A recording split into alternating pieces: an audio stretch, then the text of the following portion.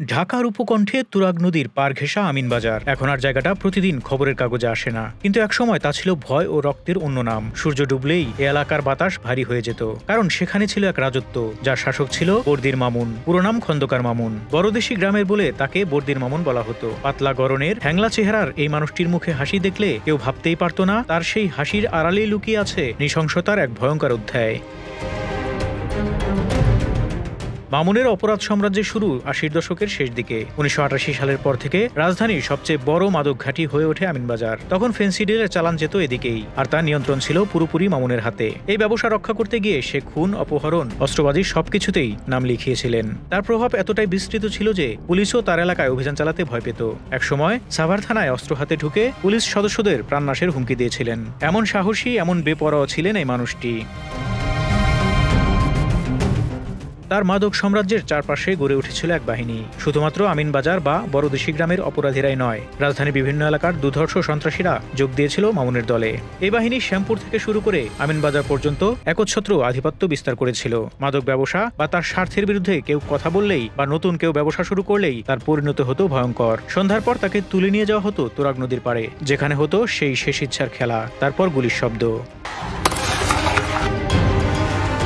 অঢেল টাকার মালিক বনে যায় মামুন। মাদক ব্যবসা আর চাঁদাবাজি থেকে সে তৈরি করে এক বিশাল অস্ত্র ভাণ্ডার। ছদ্মবেশে ঘুরে বেড়াতো রাজধানীর অলিগলিতে। তার সাহসের গল্পে তখন ভয়ে মুখ বন্ধ রাখত সাধারণ মানুষ। কিন্তু অপরাধ জগতে চিরদিন কারো একক আধিপত্য টেকে না। ৯০-এর দশকের শুরুতে তার সঙ্গে দ্বন্দ্ব বাঁধে বিকাশ ও প্রকাশ নামের দুই দুর্ধর্ষ অপরাধীর সঙ্গে। সমঝোতার কথা বলে তারা একদিন মিরপুরে ডেকে নেয় মামুনকে, কিন্তু সেখানে আগে থেকেই ফাঁদ পেতে রাখা ছিল। প্রকাশের হাতে থাকা কাটা রাইফেল থেকে ছোড়া গুলিতে মারাত্মক আহত হয় মামুন। তাকে দ্রুত ঢাকা মেডিকেল কলেজ হাসপাতালে নেওয়া হয়। খবর পেয়ে পুলিশ তাকে গ্রেপ্তার করতে গেলে মামুনের সহযোগীরা ট্রলি সহ তাকে হাসপাতাল থেকে বের করে নিয়ে যায়। এরপর তাকে গোপনে বেসরকারি হাসপাতালে স্থানান্তর করা হয়। সেখানে সুস্থ হয়ে ওঠার পর সে আরও বেপরোয়া হয়ে ওঠে। এ সময় তার সঙ্গে রাজধানীর আরেক শীর্ষ সন্ত্রাসী চক্রের সংঘর্ষ শুরু হয়। মোল্লা মাসুদ, আসলাম, সুব্রত বাইন, পিয়াল সবাই একজোট হয়ে মামুনকে হত্যার পরিকল্পনা করে। ১৯৯৬ সালে ঈদের আগে একদিন মামুন স্ত্রীকে নিয়ে কেনাকাটা শেষে রিকশায় করে ফিরছিল মিরপুরের দিকে। ঠিক তখনই মোল্লা মাসুদের বাহিনী ওত পেতেছিল। রিকশার পাশে এসে তারা গুলি চালায়। মামুনও পাল্টা গুলি চালায়, কিন্তু লক্ষ্যভ্রষ্ট হয়। একাধিক গুলিতে ঝাঁঝরা হয়ে যায় তার শরীর। রিকশার উপরেই লুটিয়ে পড়ে সে। সেদিনই শেষ হয় বর্দির মামুনের রক্ত শাসন। মামুনের মৃত্যুর পর যেন আমিনবাজারের মানুষ প্রথমবারের মতো শ্বাস নিতে পারে।